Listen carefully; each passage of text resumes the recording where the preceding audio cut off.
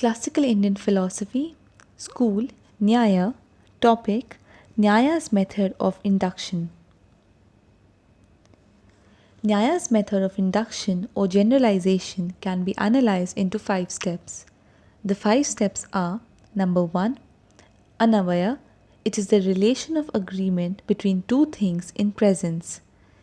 Number 2, Vyatireki, it is the relation of agreement between two things in absence. Number 3, Vyabhichara, it is when no contradictory instances occur in which one of them is present without the other. Number 4, Upadhanirasa, it is the elimination of the upadhis or the conditions on which the relation may be dependent. Number 5, Tarka or Samanya Lakshana. Tarka means the indirect proof or hypothetical reasoning, and Samanya Lakshana means the knowledge of the universals. For example, cowness. Hence, the Nyaya method of induction or generalization is dependent on the 5 steps: Anavaya, Vyatireki, Vyabhichara, Upadhanirasa, Tarka, and Samanya Lakshana. So, Nyaya school of Indian philosophy agrees with the philosophy of Advaita Vedanta by Shankara. They both hold that Vyapti is established by the uncontradicted experience of the relation between two things. So, it is not dependent upon any other principle, for instance, causality or essential identity. On the other hand, Buddhism believes that Vyapti or the universal concomitance is dependent upon causality. It is important to note that Nayayikas go a step further than the Advaitins and supplement uncontradicted experience of the relation between two facts by tarka or hypothetical reasoning or indirect proof and by samanya lakshana perception. The concept of Lingaparamarsha.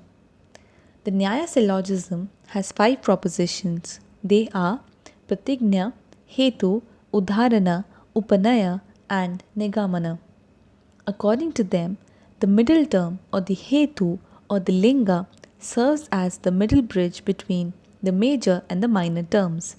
So, it can be said that the middle term has the main responsibility to prove a syllogism valid or invalid. According to Nyaya, how the middle term, that is hetu or linga, is related to the major term, that is sadhya, is called Lingaparamarsa. Some of the characteristics of the middle term, according to Nyaya Epistemology, are: number 1, it must be present in the minor term, pakshadharmata. In other words, hetu must be present in the minor term. Number 2, it must be present in all the positive instances in which the major term is present. For example, smoke must be present in the kitchen where the fire exists.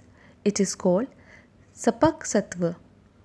Number 3, it must be present in all the negative instances in which the major term is absent. For example, smoke must be absent in the lake in which fire doesn't exist. It is also known as vipasattva. Number 4, it must be compatible or non-compatible with the minor term. For example, it must not prove the coolness of fire. It is also known as abhadita. Number 5, it must be qualified by the absence of counteracting reasons which lead to contradictory conclusion. It is also known as viruddha. Questions. Number 1. Nyaya's method of generalization deals with dash steps. The correct answer is C5. Nyaya's method of generalization or induction deals with the 5 steps. They are Anavaya, Vyatireki, Vyabhichara, Upadhanirasa, and Tarka and Samanya Lakshana.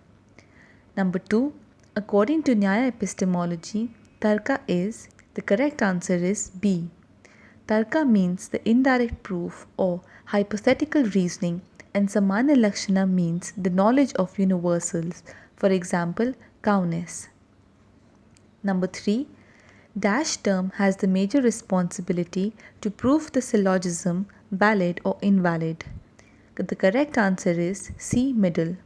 Middle term or hetu or linga has the main responsibility to prove the syllogism valid or invalid in nature. Question 4.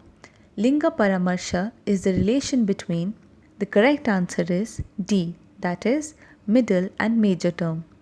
According to Nyaya, how the middle term hetu or linga is related to a major term, that is sadhya, is called Lingaparamarsha.